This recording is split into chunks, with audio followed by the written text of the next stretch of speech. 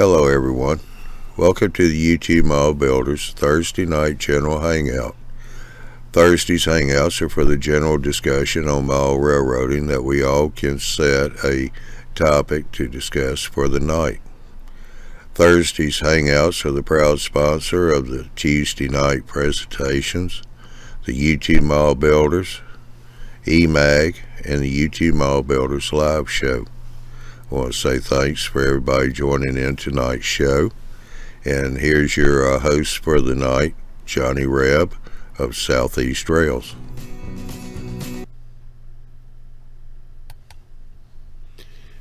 Howdy, howdy, everybody.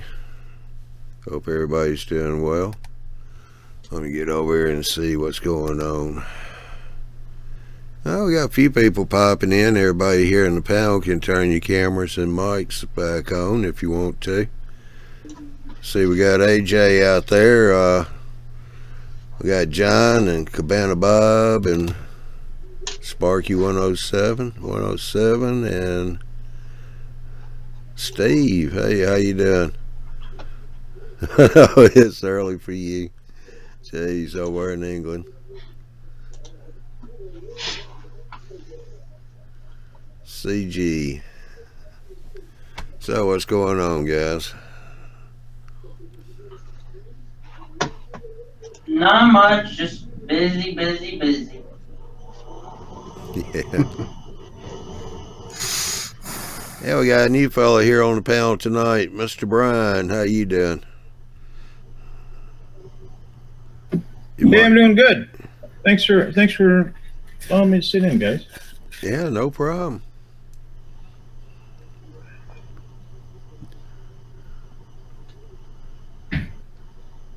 Hey Jason, how you doing? So how long you been watching us, Brian? Oh, this the I watched some of the stuff you got on the YouTube here. A couple weeks ago. Yeah, okay. I didn't mention it before the show started, but you can't smoke on camera. Oh, I'm all right with that. All you gotta do is turn the camera off. Sure. Hey, Mr. Ari. How you doing, Johnny? So, how's it feel being a married man now? It feels good. I'm surprisingly optimistic. Yeah, after what, 2 weeks? Not like a few days. It's good. Yeah. How many days has it been? 4. And you're hanging out here with us already? Yeah. I'm doing good. Yeah.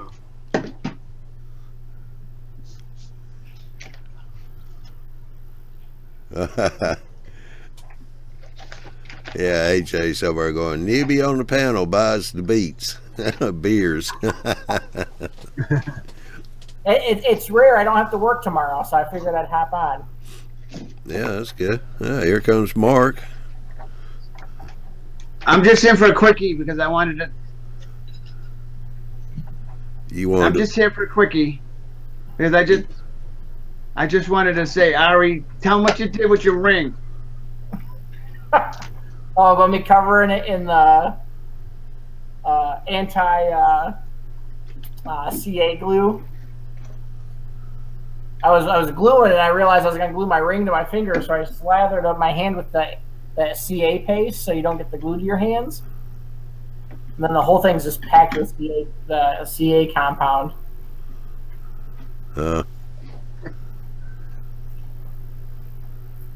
guess it's called CA release. That's what it is. You guys can see that or not. So you don't glue your eyelids shut. Oh, I never heard of that. Yeah. So you just like put it on your fingers. It's kind of like a lotion. It's a little gritty, like it has pumice in it. So when you're handling parts that have CA glue, you won't glue them to your hands. Huh. Yeah, let's see. Sparky 107 said she turned the camera on for him. She needed the break already. How you doing, Ron, down in Australia?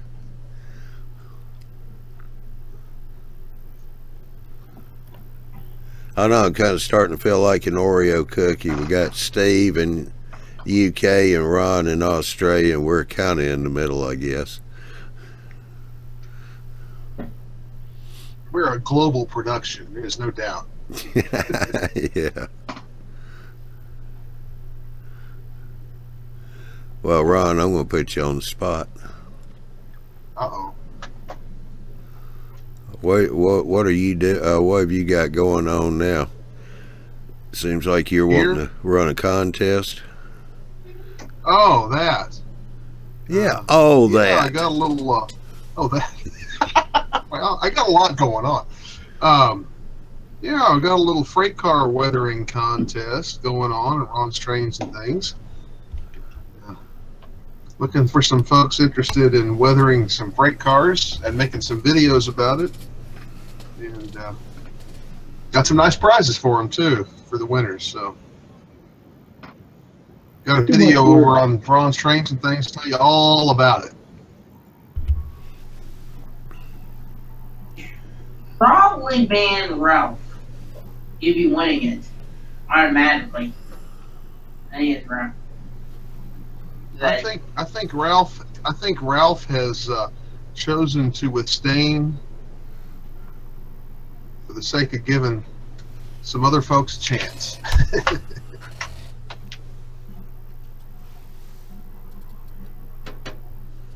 Yeah. Why don't you give us a little bit of a rundown on it if you don't mind, because I got to do something real quick. I see how it is.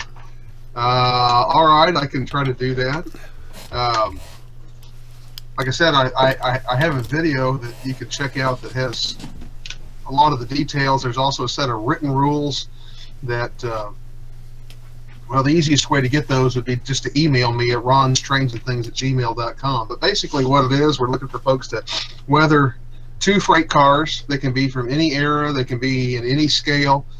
We're really just looking for a showcase of your weathering abilities, and you can use whatever techniques you want, to do that. We just like a series of videos that kind of show us the cars in unweathered condition to begin with, and then kind of show us the techniques that you use as you weather them, and then a video at the end to kind of show us, the finished product. We got 3 prizes. The grand prize and the runner-up are going to be actually decided based on judging by the contestants themselves, as well as those of us who are the sponsors of the contest. And then there's going to be a People's Choice Award. We'll have pictures of all of the finished products up on a voting site, and the public can come and vote for that third place, that People's Choice Award. And there's lots of time. I mean, the contest actually doesn't officially kick off until the 21st. And runs all the way to through the first week of March. So you got 3 months to get your cars in and get them weathered and get your videos up. And what else can I answer? Did I cover it? I think I covered it. All right, so that you can't add any extra detail parts, just whatever came on the car straight from the manufacturer, right? Right. Well, we said you can update your couplers, trucks, or wheel sets, because those are pretty standard upgrades. But we are asking not to upgrade any other details, things like grab irons and stuff like that, just because, as nice as that makes a car, also to kind of give an unfair advantage when really we want to judge the weathering, not that other detailing. So we are asking that other than couplers, trucks, and wheel sets, the body remains stock. You can patch it out, re-letter it, renumber it. You can decal it. You can graffiti it if you want to. You can weather it however you want, but leave the body details alone.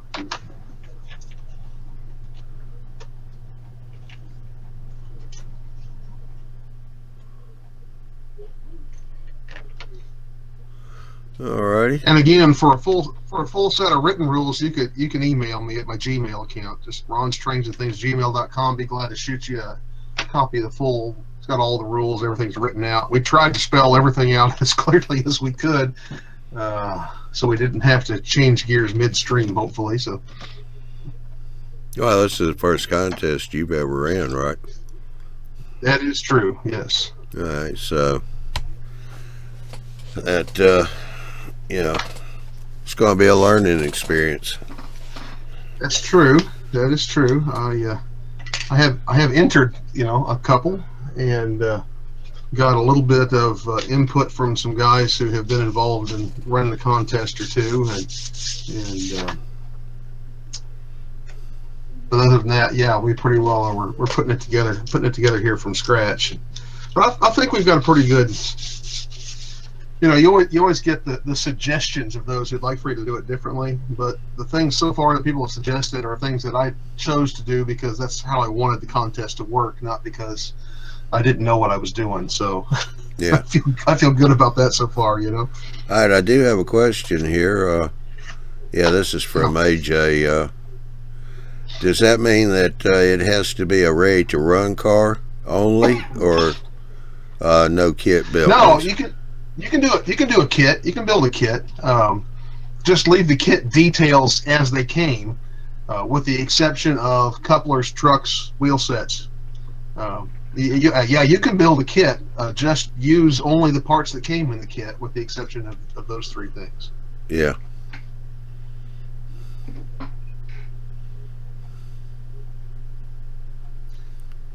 Uh-oh, Ralph's here on his cell phone.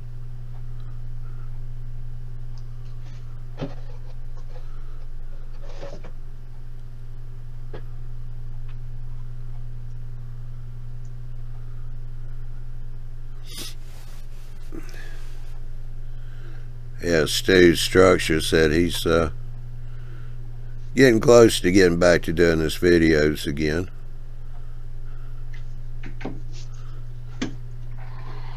So I guess he has some other priorities that kind of drew him away for a little bit.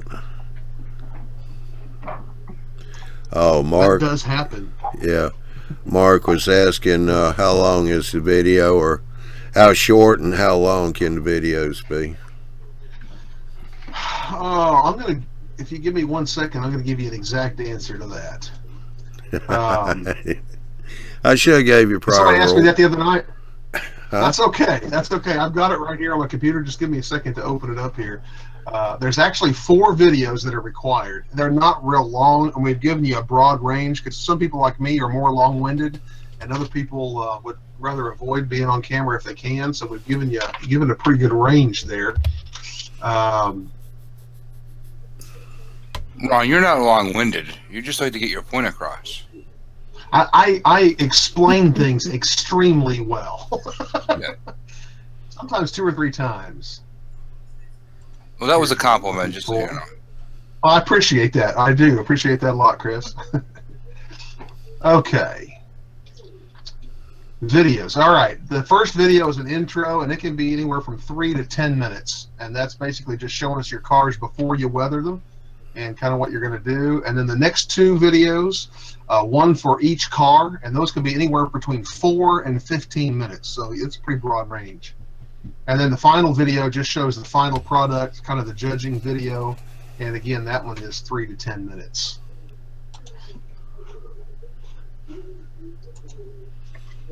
All right, what about still pictures? Yeah, we are asking that after your finished products are done, that you take a still picture of each one. Just the best angle you can take. That's for the sake primarily of the public voting, for that People's Choice voting. Those pictures will be posted on that site, and that is actually being hosted by Midwest Model Railroad, and he's got that voting page will be up on his site, and we'll be hosting it there.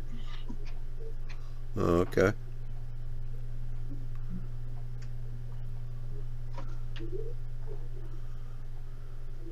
So what y'all think about and we've got it. Oh, go ahead. Go ahead. I was just going to say, and we've got a judging form. We're doing contestant judging, but we've got a form for them to follow because, I want them to consider certain things whenever they're doing the judging, and trying to make it as, as fair as possible and objective as possible. So we've got that judging form for everybody to use too, which will be a big help when it comes to actually evaluating everybody else's work. Yeah, Sparky 107. What is the judging going to be on? The ability or the finished look of the cars? Basically, I've got it broken down into kind of 3 categories. About 45% is just on the finished product. And then about 40% is on the process of showing us and telling us how you did it. And then about 15% on just, you know, video quality. Can I see it? Is it focused? Is it in the light? You know, is it, did you produce something that we could judge it from? So that's kind of how that breaks down. Yeah. Okay.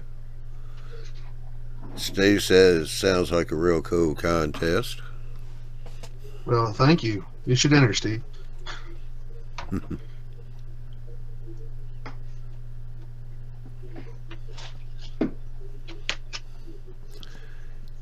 So what you got going on, Ari? We hadn't seen you for a little while.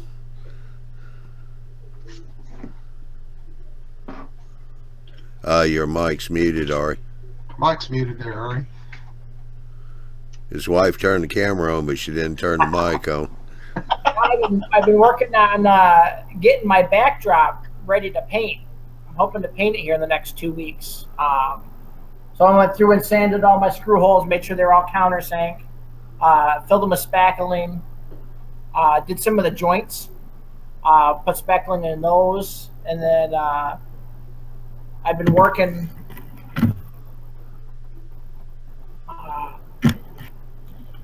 trying to get my river filled in with plaster to get ready to install my track and bridges here. Okay. You guys can see I've been doing the seams and sanding it down and prepping it for primer. I got one more piece to cut, and my backdrop will be 100% installed with one 4-foot section. So, hoping to move pretty fast in the next 2 weeks on getting that stuff done.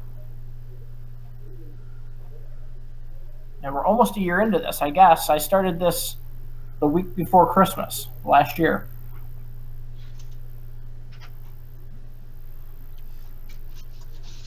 Yeah. Come a long ways. Uh-huh.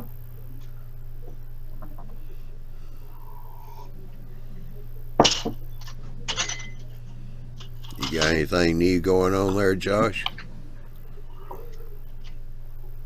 Oh, let me turn on the lights. I'm right now working on something on my computer. I'm actually working on a list I'm going to send to my mom, different stuff I want for Christmas. Just that.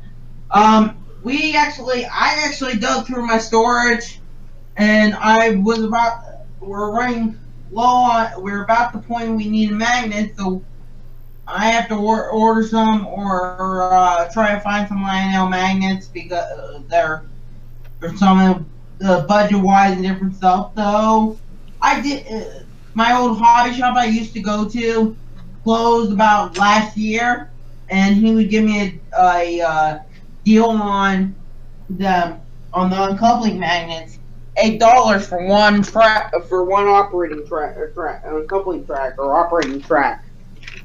Though I went looking and I actually found 3 more.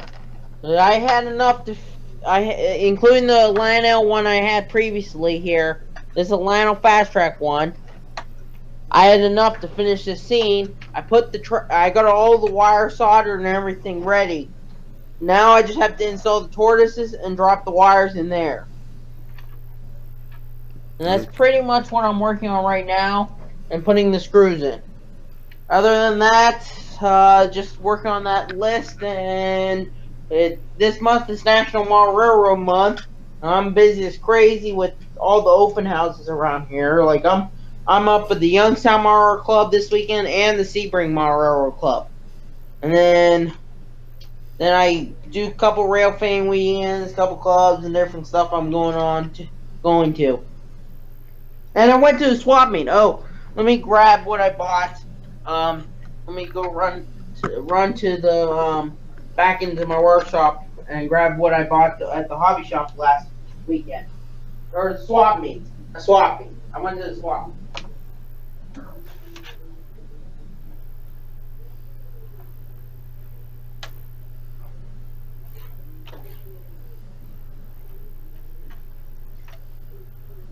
Here's what I bought.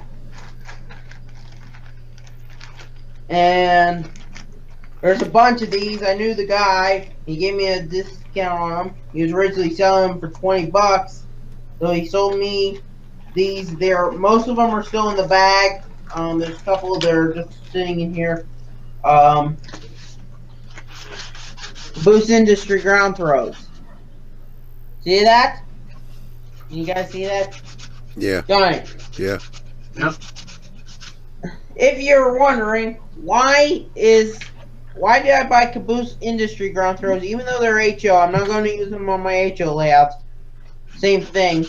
Why did I buy these? The reason why is I'm going to put these next to my lantern ones that I had designed by, what's his name? He was here one time. That did the 3D printing.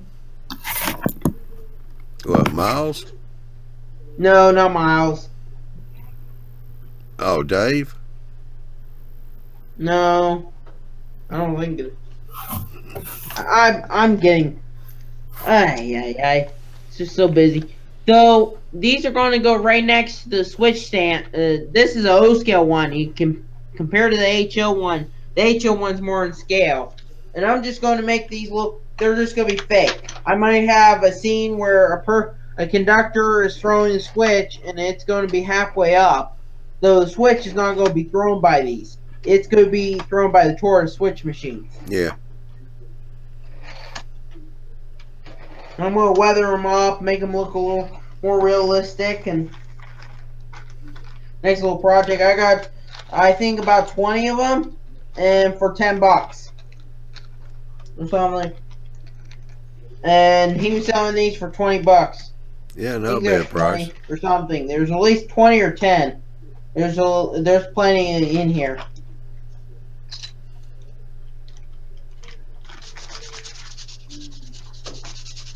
I'm gonna be. That's pretty much what I'm doing. And other than that list, I'm trying to get done tonight. Okay, back to Johnny.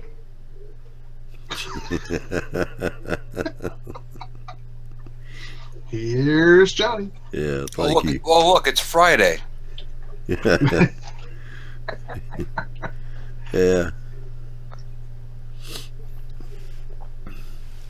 So how'd y'all like last week's show with Big Bill and Barry?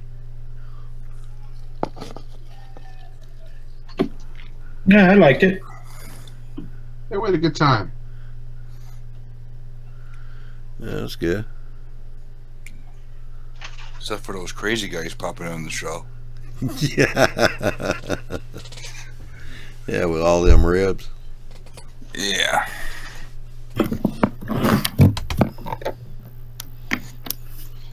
We did enjoy poking a little fun at Andy whenever his sound was muted. He sat there in front of the camera and talked forever with the mic muted. So yeah, I talked to Big Bill earlier this week and find out if I still had a job or not.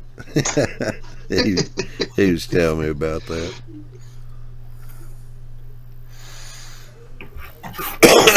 all in good fun.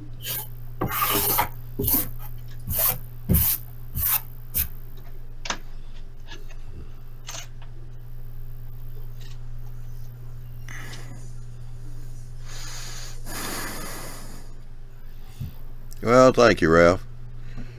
He said it wasn't the same without me. Bill's a lot of fun. I see Lloyd is over there starting a model, it looks like.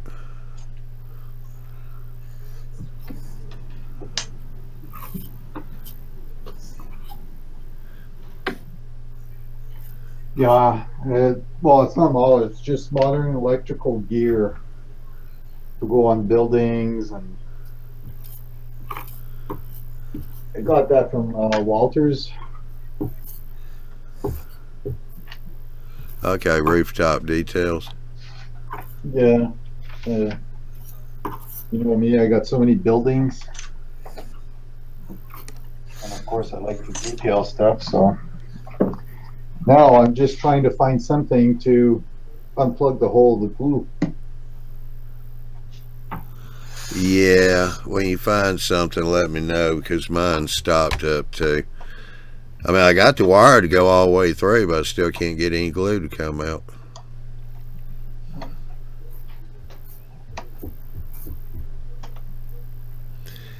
All right, John, you have a good night. We'll catch you later.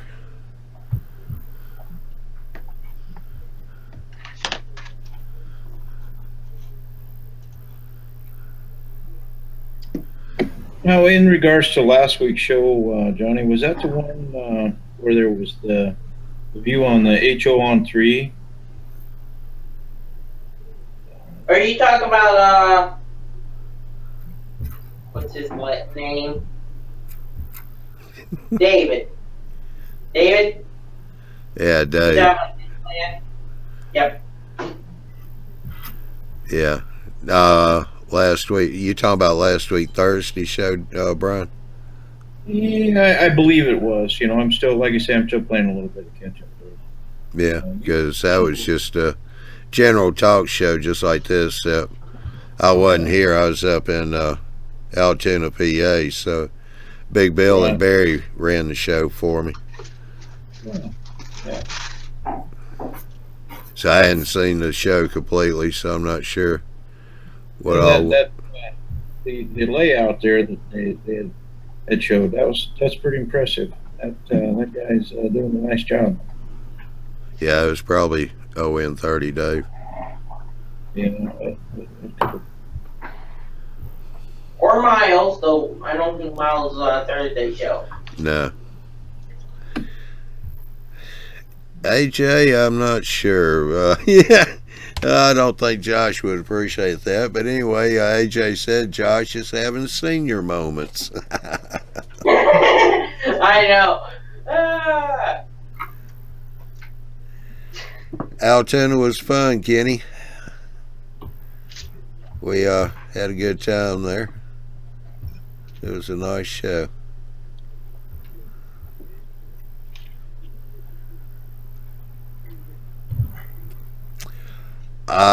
I haven't gotten the video up yet. I know Andy took a bunch of pictures, but I'm not sure he's had time to do anything with his either yet.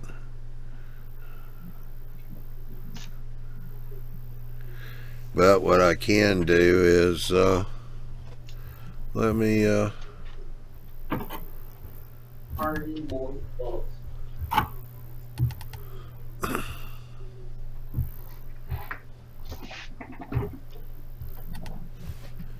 over here.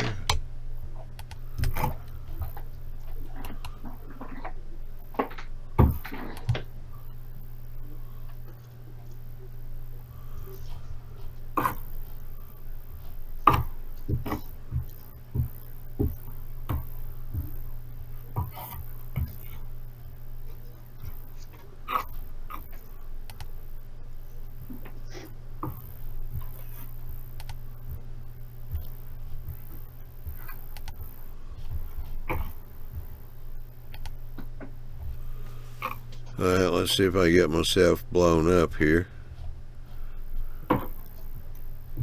Huh. It's not letting me go full screen.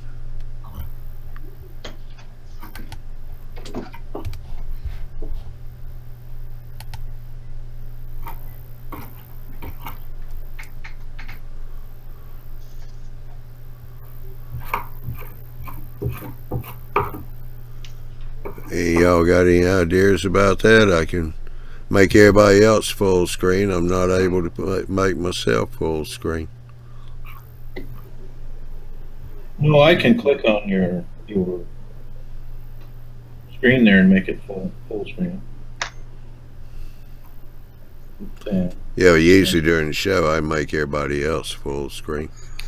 I just can't. Johnny, can you cast it through your program instead of going through the chat? Well, if I do that, none of y'all can see the pictures. Oh, that's true. Good point.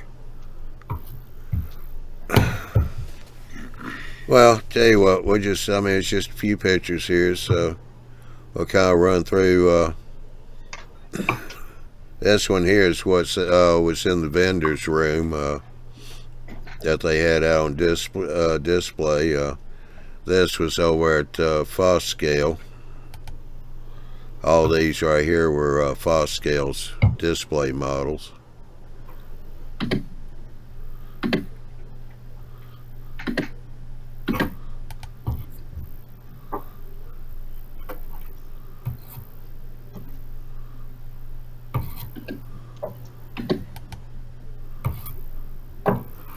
Show you some of the details here that these guys put into these models.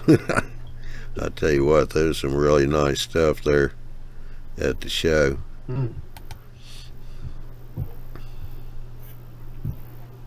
That's nice. Yeah.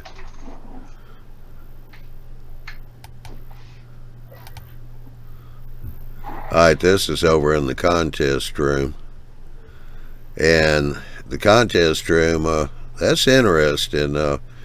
The smallest diorama is 2" by 2" square, and they go on up. Now at this one they had this weekend, the biggest they had was I think it was what they call yard by yard, 3 feet by 3 feet.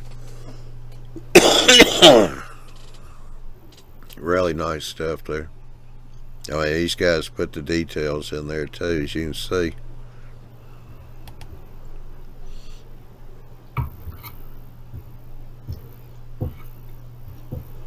Very nice.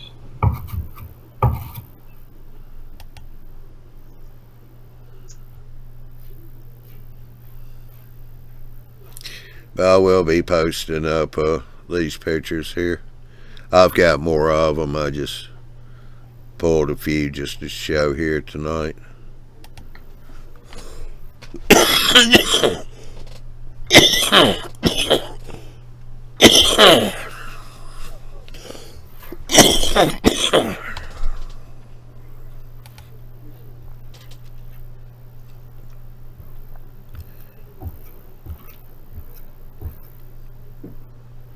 They had a couple of harbor scenes there. Nice job on the wall. Yeah, this was one of the 2 by 2 displays. You see these people get a little creative sometimes.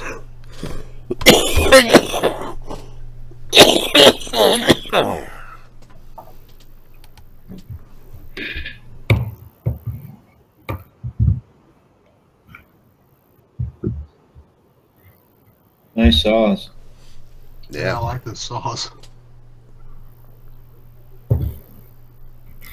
Like I said, they were really good with the details. As to some of the goodies I bought, those the Hunterline stains. Picked up a couple of Campbell kits. Got a Hunterline covered bridge. That was a queen post truss with a covered bridge over it.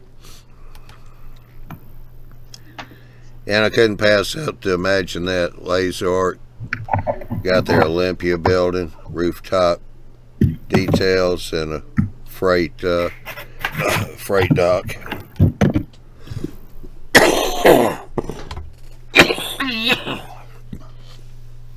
Also picked up some Crow River detail parts.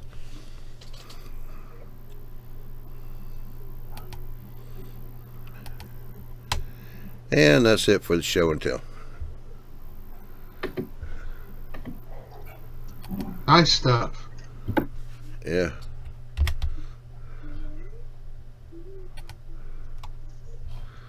Let's see.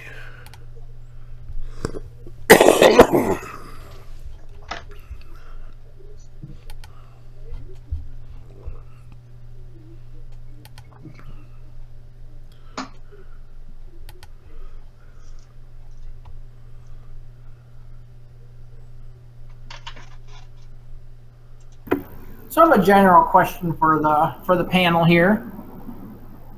When you guys are working and building your model railroad, at what point do you put your fascia on? Do you do it similar to the same time you put your backdrop on, or is it something that goes on fairly last? I think that depends on how you incorporate your fascia into your layout. And some people want a fascia that's removable because they think it's easier to get underneath. So obviously, I think they would put it on pretty close to last. Me, my fascia actually becomes part of my bench work, and a lot of my scenery is actually connected to the back side of the fascia, so I put mine on early on. I still haven't put my fascia on. I just got the board painted on the front, kind of the bench work a little bit painted black, because I haven't decided what I'm going to do, and I'm still working in, because I'm setting a lot of my stuff in the back, like flesh in the background, like in the back of it. The fascia will be up front.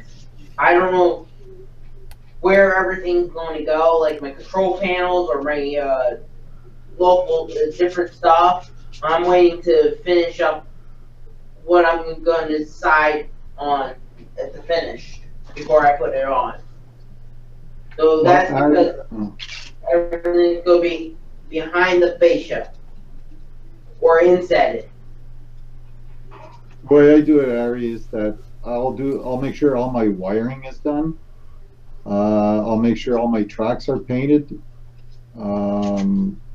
Basically, all the wiring is done, and once all that's done, then I'll put in my my fascia. And before painting it, I got to make holes for my control panels. So I guess halfway through. Okay. And that's my line of thinking was when I start installing my tortoise machines and the switch my control panels will be when I'd want to start building my fascia. And I want to do backdrop, start my scenery, but my track's already laid for the most part. But I'm waiting to buy my servos. I don't know what brand I'm going to go with. I was thinking Tam Valley, but I seen that Walther has just come out with something called Walther Controls. Expensive. Very similar to Tam Valley. It's all in one. $28. Bracket, servo, rod. It looks like a decent system, so I might go with the Walther system. I would suggest that you look at what it would cost to buy a servo, mount, and a brass rod individually, not from a train company, and see what it comes out to be. Because $28 seems an awful lot for a mount, a servo, and a brass rod,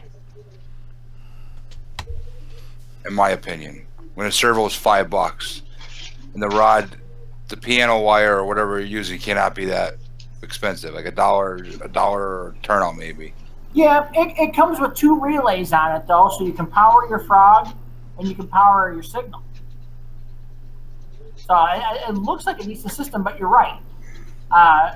The cost of the brass rod, the cost of the servo, but there's the cost of my time as well.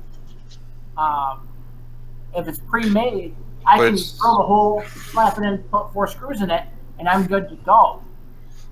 And it's one shop stop. But I could buy a bag of servos. I could buy 40 servos, and then spend weeks, building brackets and getting things to line up. But you really don't even need the bracket. No, I technically I can use 2-sided tape. Technically. Yeah. But there's a lot of good options out right now. So you got Tam Valley, you got I think they're expecting them in February, the Walther's Controls. And then you got tortoise machines. That's what I have.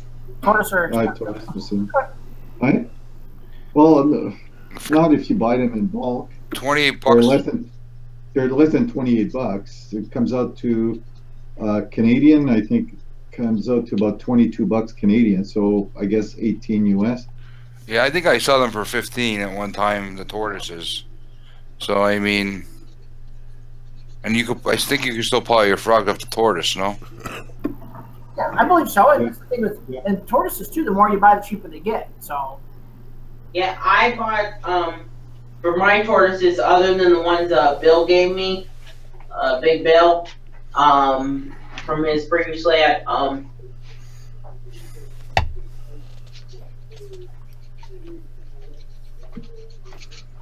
other ones, like the giant, the set.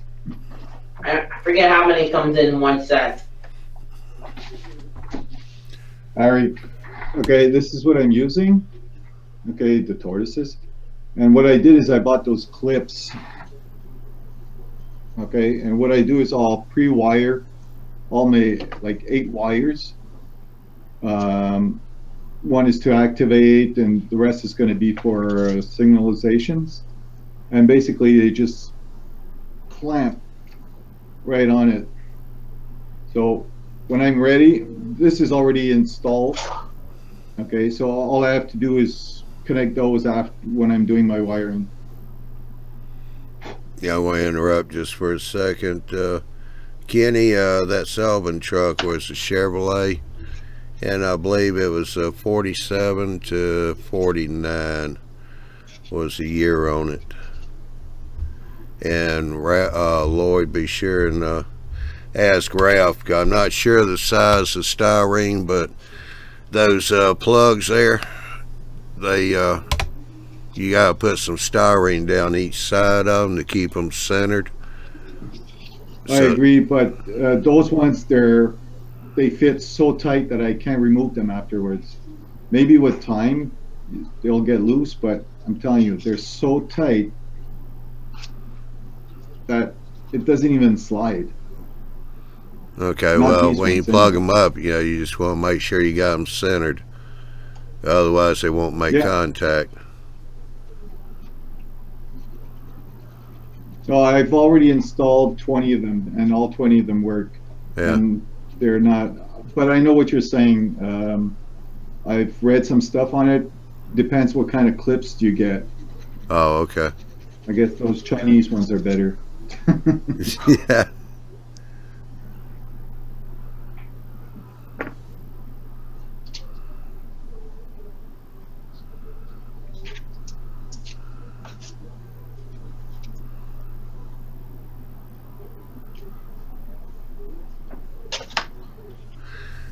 Dwight's Chris said Miles just put out a nice video on his latest project on O scale.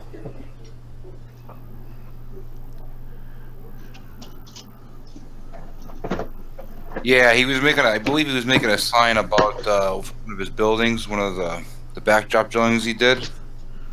Andy and I were actually, I believe, watching that the one night that when we were in Altoona. I think you were sleeping. Yeah.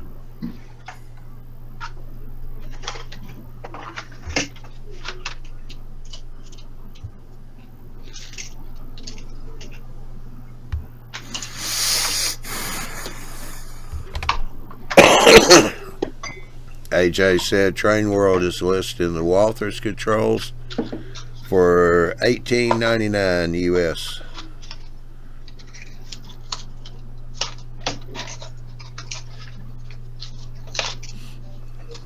I like that price a whole lot better.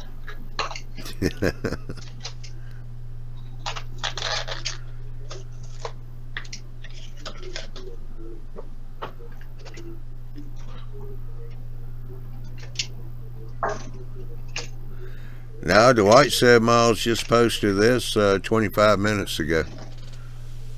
So it must be even newer. It has to be. Yeah. I wasn't in Altoona 15 minutes ago, so yeah. No.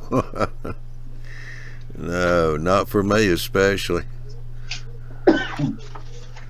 That's pretty much 13 hours each way.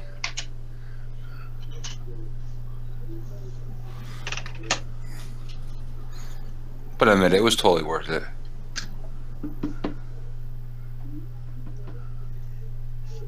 Oh yeah, that was a good show. No, I just mean because you got to hang out with me and Andy. But okay, yeah, the show was good too.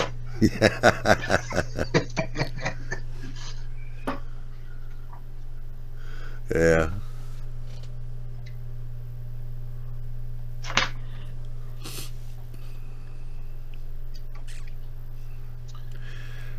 All right, Lord. Here you go, Chris. I found it.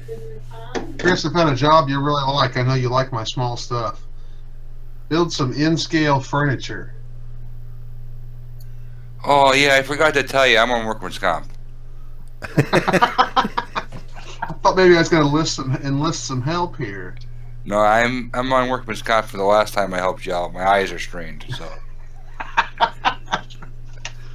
Sorry. Johnny's my union rep if you need any more further assistance. Yeah.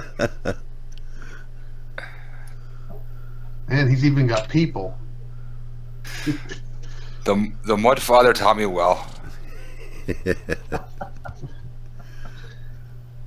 He's not even here to defend himself tonight. He's in That was the a chat. compliment. That's true. Yeah, he's in the chat. Oh yeah, I saw him earlier. Over there.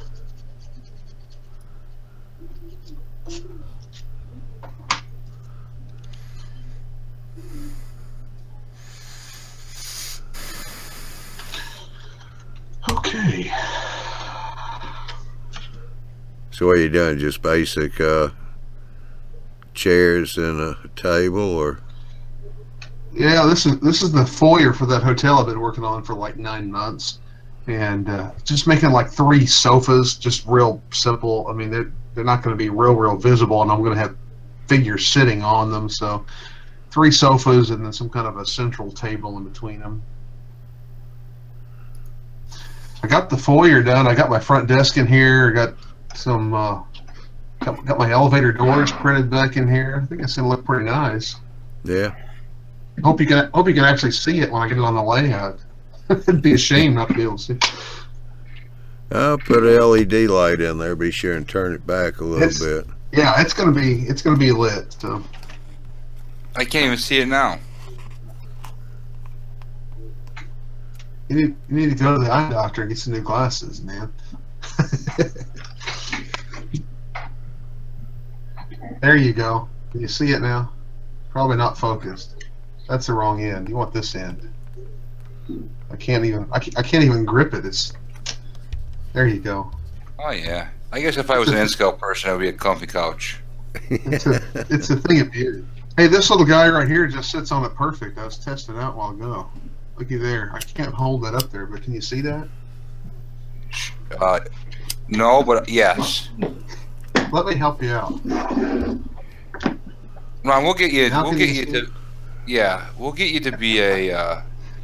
We'll get you to a larger scale eventually. I told you I do have aspirations to eventually do an HO narrow gauge layout. You know, That doesn't count. They're still using N-scale track. that's true.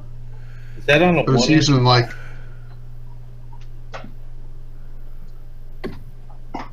Say that again. Is that on a 1 inch block on that grid? What's that? Yeah. This? Yeah. No, the that's bench. actually this thing's actually about 1/4 of an inch long, a little less than 1/4 of an inch tall. Jeez, everybody can have a Yeah, sectional couch on N-scale if we had all N-scale houses. The little grids are 1/4 or 1/2 an inch. So yeah, it's about 1/2 an inch long. It's six scale feet.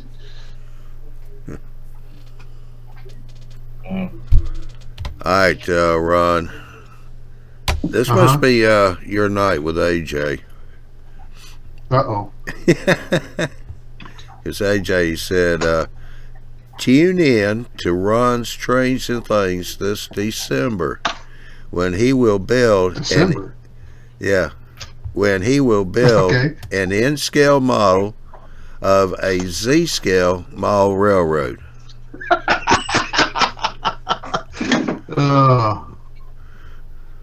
Yeah, I think that's one of the things you just got to use your imagination and pretend like it's there.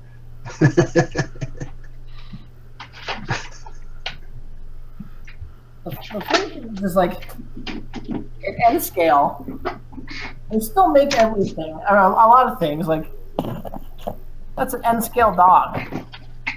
Yeah. Yeah. The barbecue set, and then Kara got me these for Christmas last year. The BLMA porta potties. Portable bath port. Yeah. Nothing says I love you like a porta john. Yeah. That's funny. I actually have some N-scale ducks that I'm going to put on the water, and you put them on the water, you can tell they're ducks, but I mean, if they're just sitting there, they look kind of like a piece of dust, really. But Yeah. It's interesting. Is that a dust bunny? No, it's a dust duck.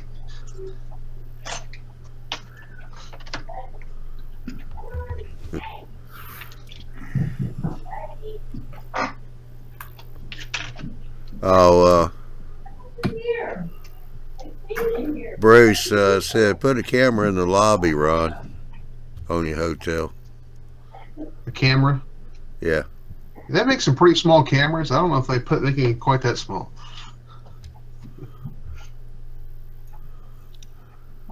I'll put a camera on it, as in what I've got here, or in it? In it.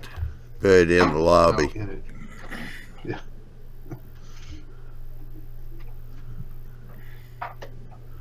And I would put a telephone on the desk in the lobby. I actually have an N-scale cash register, although I think that would probably be a little too antiquated maybe for this, a little too old.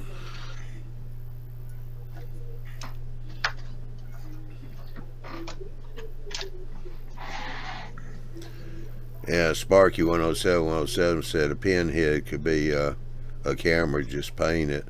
But I think Bruce was talking about putting a real camera in there. A real camera, yeah, that's what I thought he was saying. They make some small cameras. I'm not sure if they make one. Oh, I'm sure they do, but I doubt it's in my price range.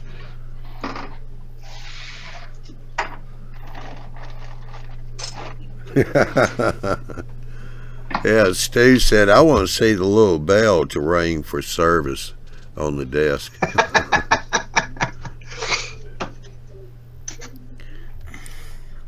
See if we can't figure that out. Yeah. That might just be a dot of silver paint. Pretty much.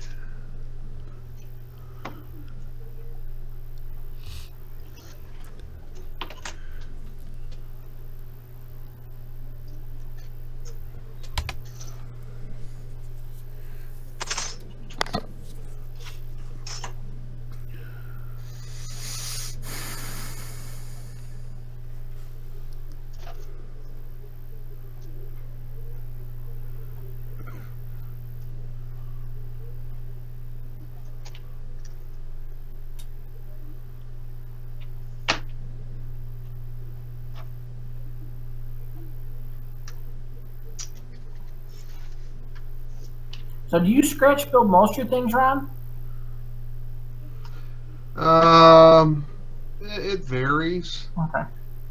A lot of my structures, I mean, some of them are scratch built. A lot of them are, this structure is actually kit bashed. It's made from a kit and some modulars and then a lot of scratch stuff. You know, in N-scale, you know, a lot of the detail stuff just doesn't exist. Yep. So you either got to kind of make something to represent it from scratch or find something that's close and modify it. Especially if you want anything modern. I mean, if you want a modern structure, fortunately, you know, like a modern industrial structure is, you know, one of the easier things to scratch build. But you're going to have to, because they just don't. They don't. There were a few on the market a few years ago, and most of those are gone now. And so anything like a modern industrial type of a factory structure or something just doesn't exist. Could just release half of the structures they have in HO end to end. I think it would be a marvel. They would do wonders. I think so. Obviously, they don't think so, or they'd be doing it. Yeah, but, I don't know. I think enough people just have to say, "Hey, build this," you know. Right. Because I've bought almost everything I can from authors. I mean, they're great buildings standalone, the Cornerstone series, and it's a great product to cut apart and kit bash. Right. It's the only model kit that gives you big sections of walls. Yeah. There's the company that is the blue siding. Pike Pike. Plastruct, Yeah. Their buildings aren't big enough to get good bits of that corrugated metal siding.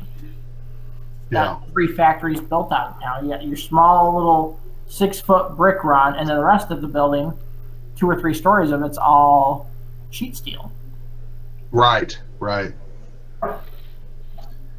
I'm getting ready to scratch build it's truncated. It's going to go up against the backdrop, but it's actually a rail served industry on my layout, and it's all made out of that kind of, you know, the modern kind of standing seam type of enamel steel. And I've got to scratch build it. There's nothing even to kit bash it from, like you say. Fortunately, you can get the right shapes, you know, from Evergreen or some other places, you know, to get the sheets to scratch build it with. But well, if you I actually bought one of. I'm going to dump this out. I bought one of these years ago when they were out from New Line, one of these factories like this. Yeah. I've actually got it cut up. I've actually got it cut up and parts of it in about 3 places on my layout. Of course, they're out of business now. You can't get that thing anymore. I wish I had bought about 6 of them whenever they were out. And if I'd had any idea they were going to go out of business, I would have, because it was really, really easy to modify. Say what? I said if you would have known, they wouldn't have gone out of business, because I would have bought 6 of them too. Right, exactly. Yeah, and they were really easy to modify and kit bash. Like I said, I've got parts of it in about 3 places on my layout, and I've still got some pieces of it in a box up here somewhere.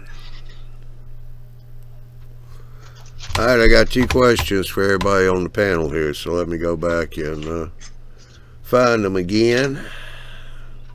You got 2 questions. We got 12 answers.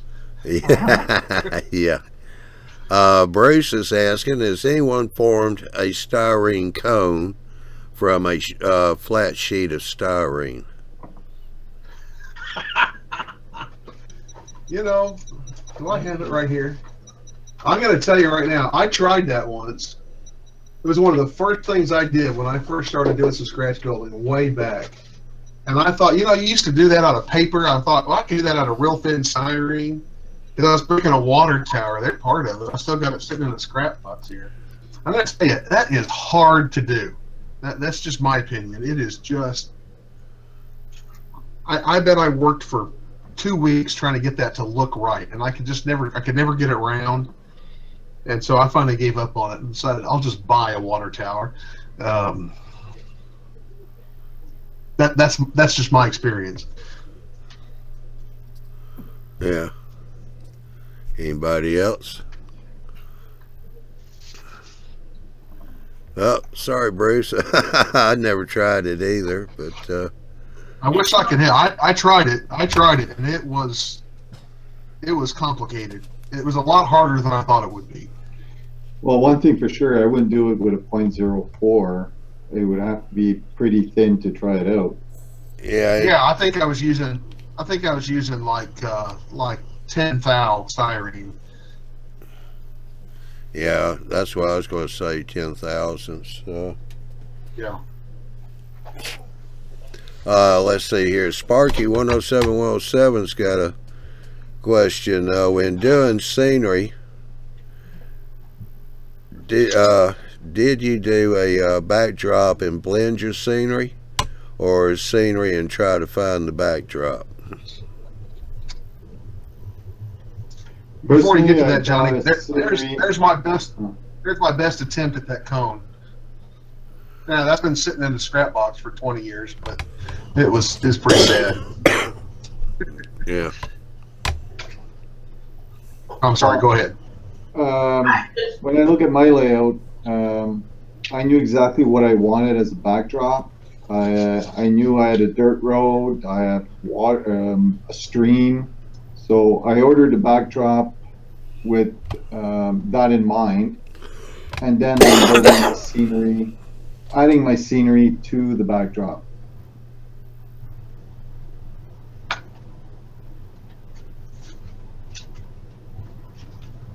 I did my backdrop first. Yeah. I'm doing my backdrop first as well. I'd have to say that'd be the way to do it as well. It's pretty hard to install a backdrop behind scenery. You know, you got scenery in place, and then just getting the backdrop in there. You know what I mean? You know, the photo or paint, whatever you're doing. But 90% of backdrops are already prefab. You've got what you've got, so you got to build the scenery to the backdrop if you're using photos. Or if you're painting, you can't get back there. On mine, mine are toggle modules effectively. So I'm going to pull the modules out and put the backdrop up after the fact. But I'm having, like Joey Ricard does his trackside scenery backdrops, they can custom those. I can move the road around or the river around or slide the valley to one side or the other because it's basically Photoshop, little patches of trees. With that arrangement, I can build all my scenery first, then put the backdrop up, draw a little line on it, and then tell him exactly what I need. That's a rare example. Besides, you could really hide mistakes in your backdrop or with scenery. For me, almost all my backdrops set behind the steel mill is up on a mountain. I just have to build the mountain up to the backdrop, and I'm putting the backdrop kind of in last, just whatever I have time. So it will be, the mountains will go up to it, and actually the only place I'm actually going to have a road probably bring up against the backdrop is going to be at a slight angle, or in my city of Newcastle area. Other than that, it's going to be pretty much just mountains going against a backdrop of mountains. Yeah, Steve said sometimes you have to do the things on the backdrop after it's up to match what you have going on in the foreground. Yeah, that's what I'm doing. I basically I think putting the backdrop up first is the absolute easiest way to do it. 99% of the time, probably the way to do it. However, all things being equal, in an ideal world, you would build all the scenery exactly like you wanted, and your backdrops would just work out. Now, there's a way to do it. You should let Joey do it, or if you paint your own and you build modules, slide the modules out. That way you figure out where a valley looks the best. Because we care the most about getting the foreground scenery like we want, and then let the backdrop lay where it lays. On the other hand, if you paint the backdrop first, the foreground scenery is somewhat predetermined by what the background was. It becomes the controlling force. Yeah, the beeping's coming from Andy, so I don't know what that is. Sounds like a time. Sorry, Andy. Yeah. He forgot to put new batteries in his smoke detectors there at the office. But one thing is definite on that subject, and that is putting your backdrop in first. Whatever kind of backdrop you use does either force you to or make you wish that you did plan your scenery extremely well. yeah, You got to know. You got to know what's going to go where if you're going to put your backdrop in first, or you're going to regret that and think it's never going to look quite right to you. yeah. What I'm doing with John's layout is pretty simple anyway. So, I mean, I got a view block in the peninsula, and on each end at where the peninsula starts. So I put up the masonite board just so you see what Ari's got there. Once I got everything seamed in and all, I just painted it a blue color. Now we'll just go ahead and do everything. I mean, his layout's not that wide, so it's not going to be a problem to get in there. But once we start kind of placing stuff and see what's going on, then we'll decide just what we're going to do with the backdrop. Here, Johnny, I'm just going to share a picture for a minute. Alrighty. You see, at the top, on top of the plane right now, what I'm going to be putting is that rock you see is also going to be put against the backdrop, because there's some yellowish grass, and really you see a bit of the wall, so that's how I'm going to finish it. Okay. Yeah, some reason that picture's a little blurry. Normally it's not blurry. It's not blurry here. Yeah. It's in the transmission.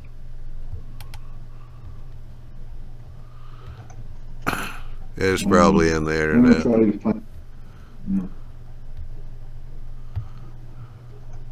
Yeah, I just looked real quick when I minimized you. It went back to focus.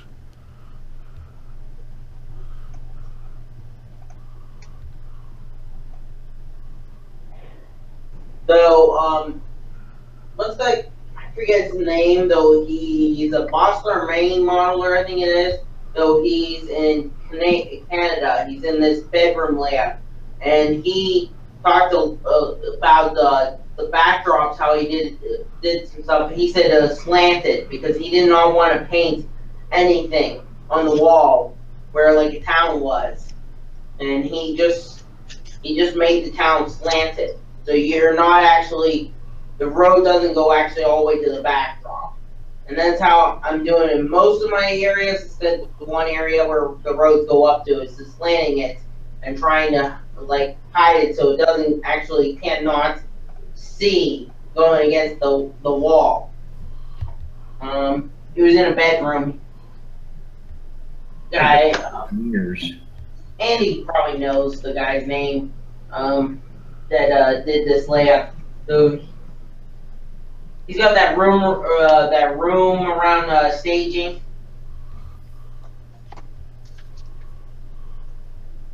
Your mic's muted if you're talking. Mike Haber. Yep. Got a serial staging around the outside of the layout, so the mountains make the backdrop. But man, photo backdrops change the layout considerably. Every layout I'm impressed by is photo backdrops because they look like they're miles wide out into a valley. And every layout I see that misses those photo backdrops, there's a serious sacrifice in my opinion. Yep. All my backdrops will be photo backdrops. The only thing that won't be will be the sky. I'm cutting out the mountain velocity. Or the sky. Because I already have a painted sky. I'm just taking it out, just using the trees and stuff. Mostly.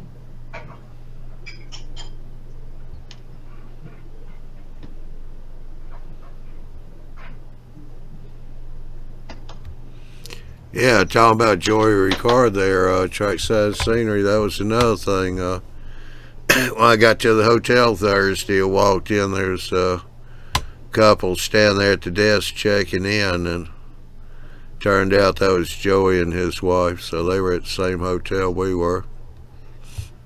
We saw them a couple times, you know. Had a quick minute to talk. Did you get his autograph? Nah. Oh, okay. I don't think Johnny got to keep a copy of the restraining order with his signature on it. No, they were nice, man. They thought this nice, busy, but nice.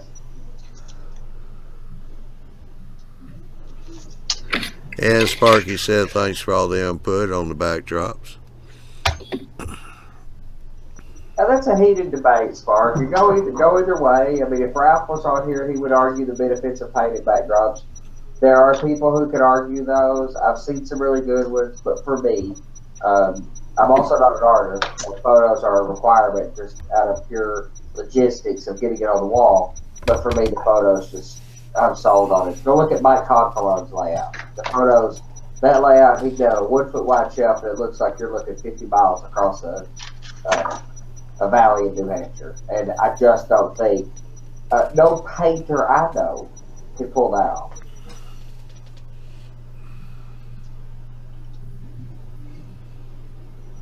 Joey had a new one too that I think I'm sold on. It scratches an itch, so to speak, of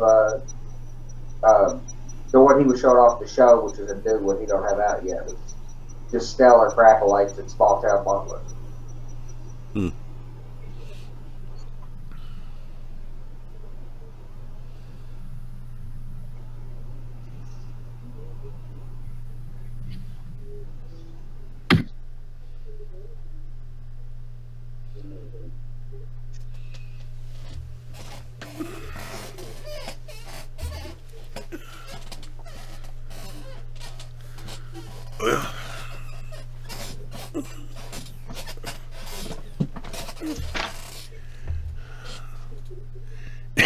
Anybody got anything else they want to talk about?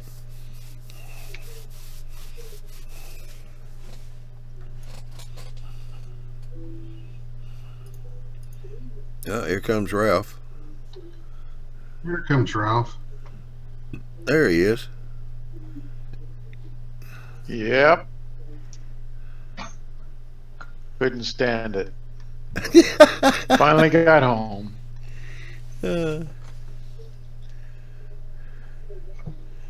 Guys are driving me nuts, talking about me using my name in vain.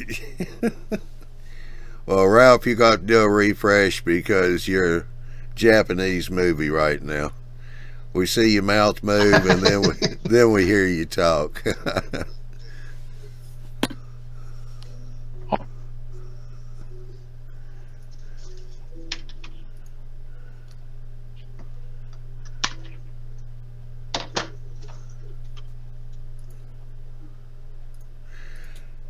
Jerry's asking, talking about the backdrops.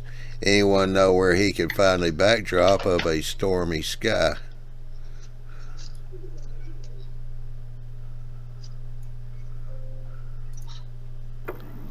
I think saw a couple. One.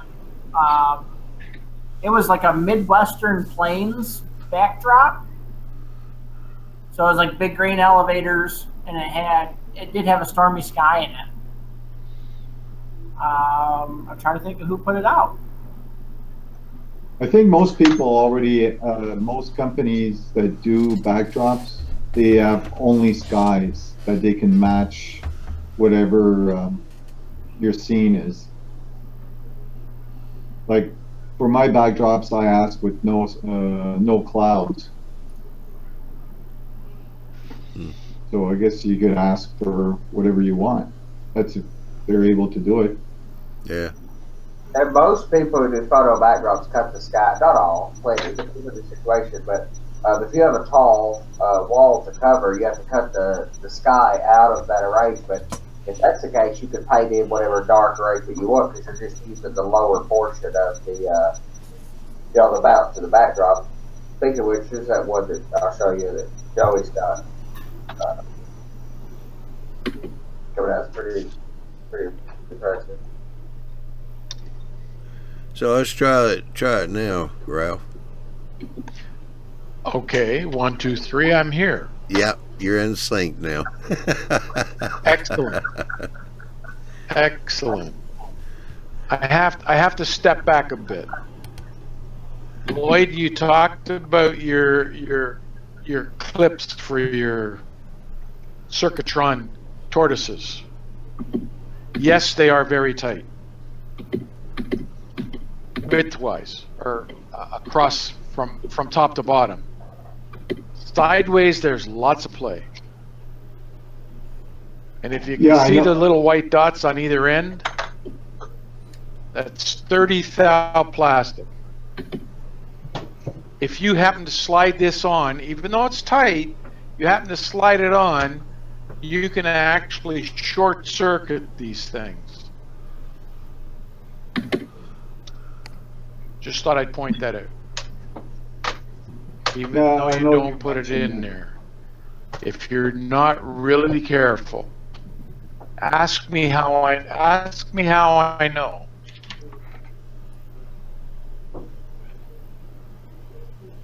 Dwight says I'm still out of sync. I've always been out of sync, Dwight. I'd never marched to the drummer. I always beat my own drum. Well, you know, when you came back in, you were in sync, but then all of a sudden,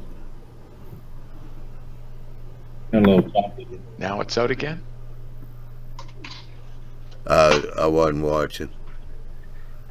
Yeah. Am I out again? Yeah. Yeah. Well, how about this? How about this then?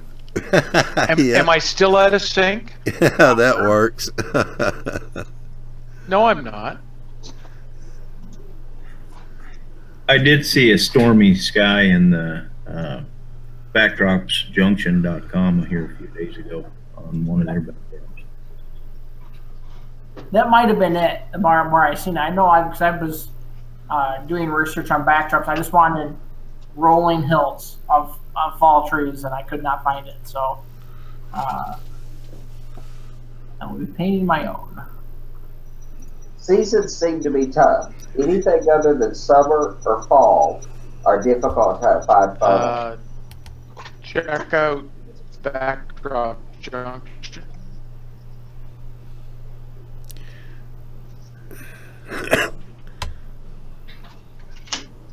Yeah, Brian just put that up in the chat. Backdrop Junction. Yeah.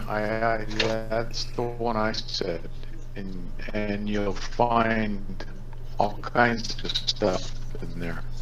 Yeah. I dealt with train junction. Backdrop Warehouse. Another one. There's another one Train that's like 5 junkies. initials, but I don't remember what they are. They're like 5 initials something. They sell CDs or they sell the content. You take it to a local print shop. My local print shop. I mean, if you want a real stormy sky, wait till it's stormy. Go out and take some pictures. Yeah, Ralph, your eye sync's getting pretty bad. I don't know if it's a stinky. Sounds like a robot. It sounds like it's almost like I want to call 911 because I think he's having a stroke. I thought that, but I was trying not to say it. I didn't want to. I thought that didn't sound good. But if you can get the content, the problem is if you're doing modern, backdrops are a trivial thing. That's easy. You could take any DSLR for $200, $300 and go take photos. Is it really?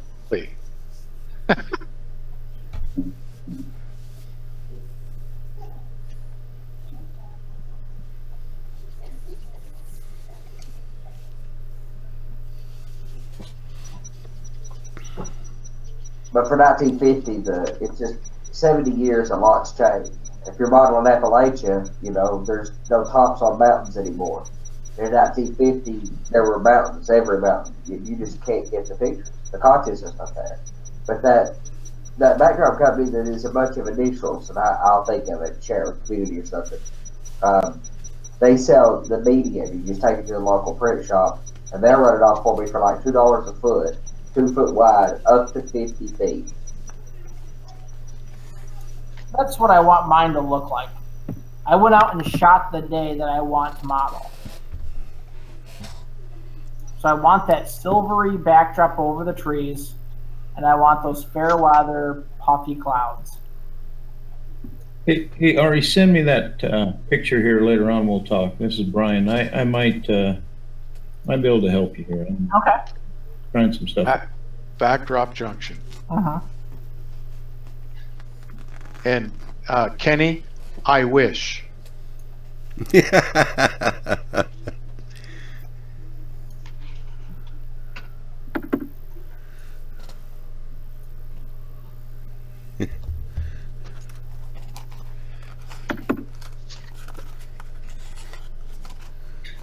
Don't you find backdrop junctions very expensive though, Ralph?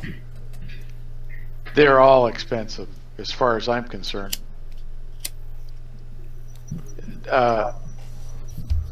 Miles has the best.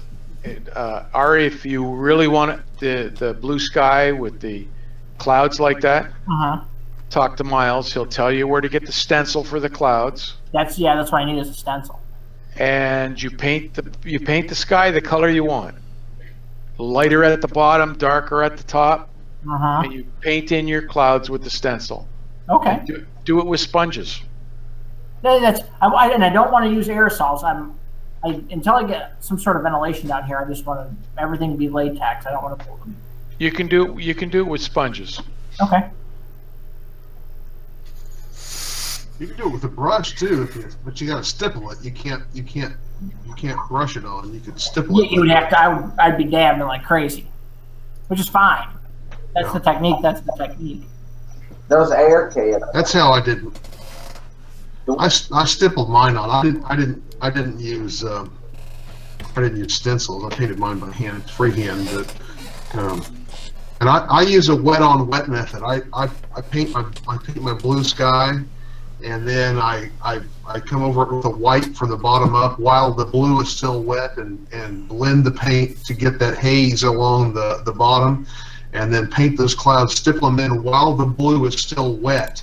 You can get a little of that blue to come through. You can get that blending of color. You can get that kind of gray along the bottom. And the more you stipple it, the more blue you get to come through, and you can really get that 3D look. Plus, stippling it pulls the paint from the surface a little bit, which helps give you a little texture to the clouds too. Yeah, AJ said finger painting. I'm going to try that method, but it's probably going to look like finger paint. Well, you can still stipple with your fingers. That's true. It's true. Stencils. It's not ideal to have to use aerosol, but the spray can with the stencils is about as good of effect outside of a photo as I've seen. Clouds look great. You don't have to photo for clouds. That's not required. You can get plenty close enough. Trees are difficult. This is kind of an interesting photo here because you have, like you can see in the far backdrop, you've got that thin silver line. There's not a cloud in the sky, but then it's dark like a navy, and then it just fades to a light sky blue over the building. And that's exactly what the sky looked like that day. You can do that with light. You know, the European modelers, you hear them talk about scenic with lighting effects. So I've seen these guys who will put a light at the back of the backdrop down low and light up from just behind the scenery back there. I love that effect. Absolutely stellar effect. You can do that with your wet on wet painting technique too, if you know where you want it. Thing is, you got to know, like if you want it over a building, you got to know exactly where the building is, the size the building is going to be before you paint your backdrop. But you can do it with that wet on wet painting technique. Especially if you're just modeling one time of day, where the light effect over the horizon excels so much is that you can get that sunset or that dawn effect, or kill that effect for the night shot, or I mean, it's just really flexible. But it's just for scene change. If you want a certain midday operation, it's really kind of irrelevant. Like YouTube is a good paint.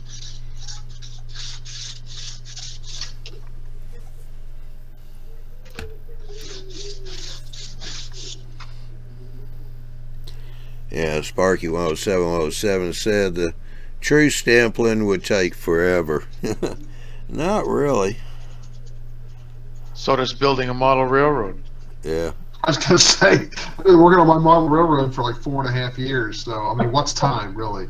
I remember Tim bought the brushes and watched that Trainmaster video that Chris Lyon does, the dab thing, and boy, I would give Jim's rendition of that dab thing one more time. He tried it, he bought a bunch of brushes, he couldn't do it. He was pretty dissatisfied with his painting.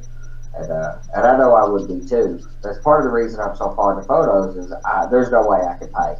I could blueprint you a house, but I paint, no, forget about that. I'm pretty far from Picasso. There's some things I can paint, and there's some things that I would never try to paint. You mentioned trees, Andy. I would never try to paint distant trees. I can't do it and make it look like it would look like a second grader painted my trees. But I can paint. I can paint sky. I can paint clouds, and I can paint like mountain silhouettes in the background, and I do. Ron, you're already defeated. You're already defeated. Well, you can't do it even before you start. Well, you're probably right. How about this? It's scientifically impossible to do. If Bob Ross done my backdrops, and that's scientifically impossible to do, but someone with Bob Ross's talent did my backdrops, I would still pay for a photo. So if the best out there, and don't get me wrong, I'd love to have a Bob Ross over my fireplace. I don't want a huge photo. I love a painting for that kind for its artistic value, but if I'm trying to make it look like I'm looking 30 miles in the distance, I don't need Bob Ross quality. I need Canon or Nikon quality.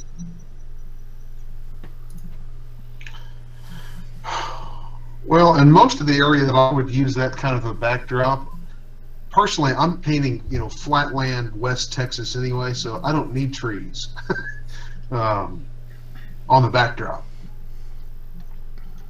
It's amazing what you do or what you model dictates so much. I mean, I've said before that what you model should probably dictate the scale that you choose to do it in. But it dictates a lot about backdrops and all this other stuff. I mean, I bought my Appalachia where the mountains dwarf the terrain, so I don't care how tall I make my mountains. The backdrops still have to have mountains above that on it because they dwarf it. And the tree problem. And trees are the most critical scenery component of my layout. I can get by with crappier structures, probably, but the trees have to be right, and so do the photos. Yeah, and see, there again, I've got a portion of mine that's mountain also, but it's not Appalachian Mountain, it's Rocky Mountain. And so I intentionally built mine so that literally my scenery behind the rails, they extend 2 feet above the rails in that area. And so that all I had to put on the backdrop really was the silhouette of distant mountains. I don't have any trees painted on the background, and they wouldn't look right in that setting anyway. If I was in the foothills, yes, you would want that, but in the mid range, those rocky peaks in the background, they look good. In my opinion.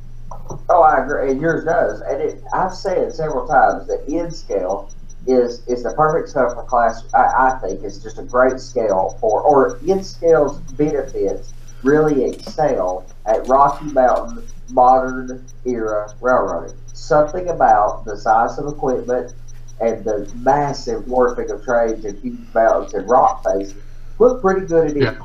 They just do well at end scale.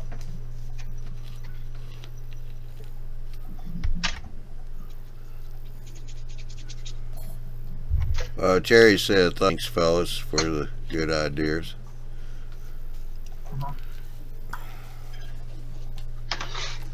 Ask a question, we'll tell you more than you ever wanted to know. Yeah. Like we always say, ask a question. If there's 8 of us, you'll get at least 9 different opinions. Well, that's what Johnny said earlier. So they got 2 questions. I said, well, we've got 12 answers. Where can I find? We get paid by the word. Where can I find siding like that? This is I can't tell what that is. I don't know if it's a V-groove or what that is. But it's metal siding. This is an old AC spark plug factory.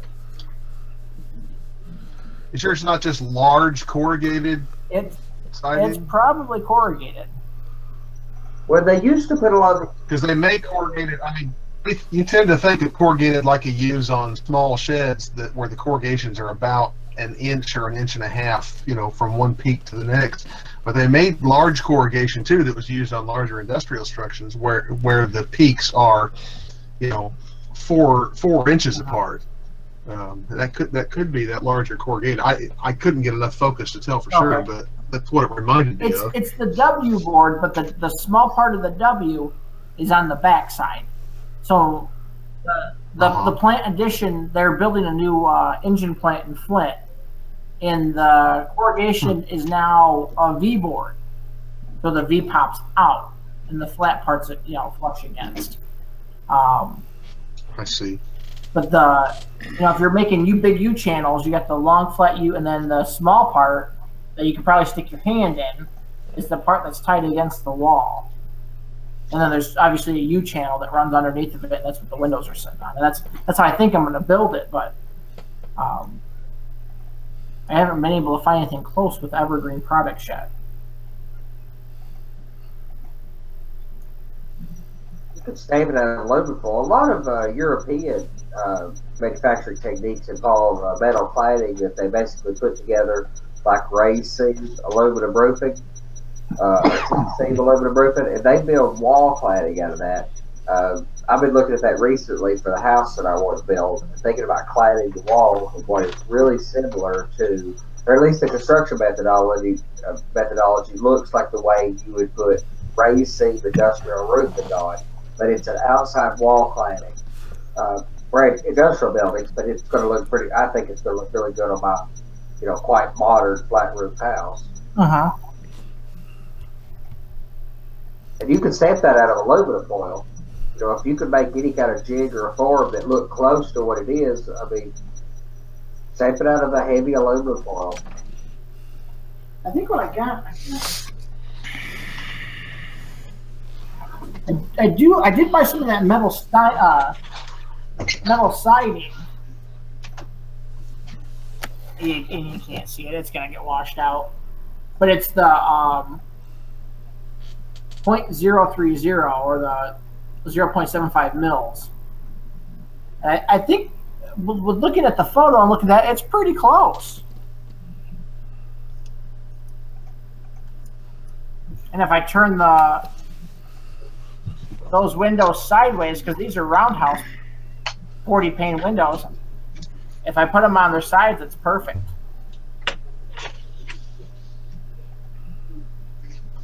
My ticket.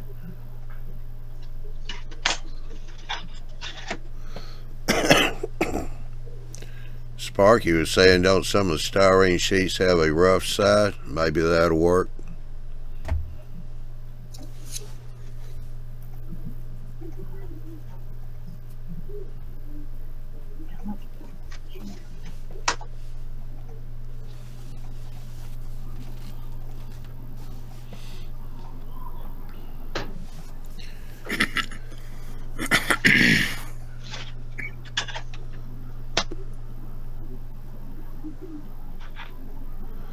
All right, Steve, he said he's got to get ready to go to work, so all right, have a good day. Don't work too hard.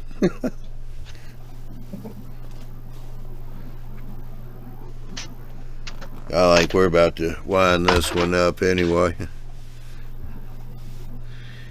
Anybody got any closing thoughts they want to air out real quick?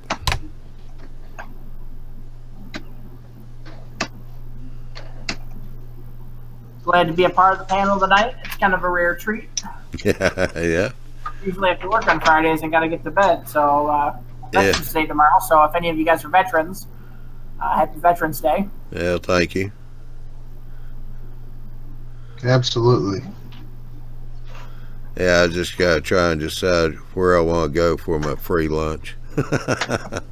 Anywhere you want. I would recommend Texas Roadhouse if you got one near you. I know they do a pretty good veterans meal. Actually, yeah, I do have one down the road. About 6 miles down.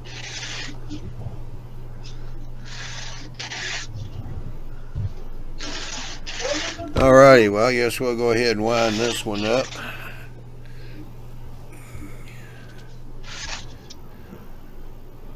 Let me get over here and get everything going here. Alright, just like to say, go to YouTubeModelBuilders.com. There you can find the schedules for the Tuesday and Wednesday shows.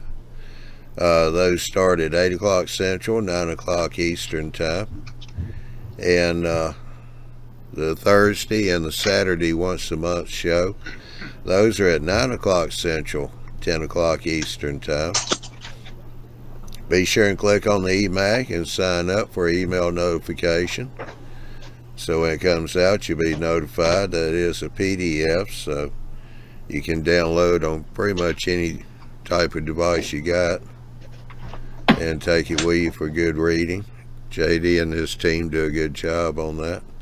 This month it's going to be in scale, because November started in N, so JD said he's dedicated for to the N scalers.